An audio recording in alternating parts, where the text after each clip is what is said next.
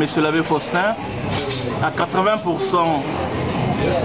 des discours que les évêques congolais ont tenus, des documents qu'ils ont publiés, on peut le dire sans peur d'être contredit que ces discours sont sociopolitiques. Qu'est-ce que vous pensez, qu'est-ce que vous en pensez et surtout dans quelle mesure ces discours peuvent-ils être très efficaces et efficients, je voulais dire, pour l'avènement d'une société juste, démocratique?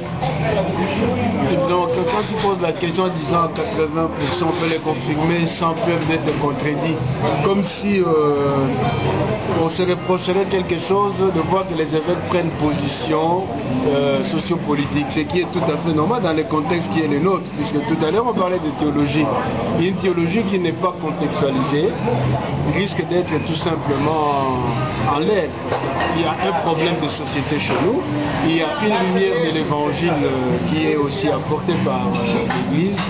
Alors c'est tout à fait normal que les prises de position des évêques cherchent à proposer des pistes de solutions pour ce qui est de la situation au Congo à la lumière de l'évangile. Donc c'est tout à fait normal qu'ils le fassent. Mais quant à la pertinence de ces discours, pertinence j'entends là comme conséquence du discours, parce que justement il y a au mois de mai, Monseigneur Tshibangou avait donné une conférence sur une église congolaise dans un état congolais.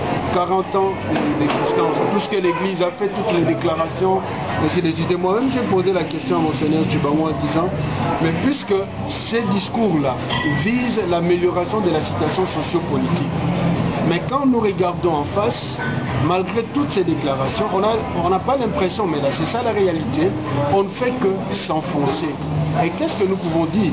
Et lui-même, Monseigneur Tshibangou a dit, dans son discours, il a dit, il faudra quand même qu'un jour qu'on puisse faire le bilan.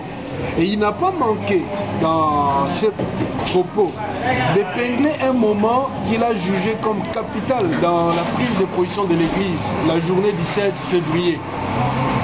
Et moi justement en lui posant la question, je lui ai dit, cette journée du 7 février, si on peut l'épingler comme moment capital de la position de l'Église, c'est parce que l'Église était dans la rue. Pasteurs fidèles, on a marché pour obtenir l'ouverture de la conférence nationale souveraine. Ce qui signifie que les prises de position de l'Église sont louables, elles sont correctes. Mais personnellement, je pense qu'il y a un petit manque qui est l'action qui ne suit pas. L'action dans le sens où on a dit, et quand on parle, qu'on puisse penser aussi à proposer des actions concrètes sur le terrain, parce que nous ne sommes pas que Église, mais nous sommes aussi fils de ce pays. Et nous avons droit au chapitre pour tout ce qui concerne l'organisation sociopolitique de notre pays.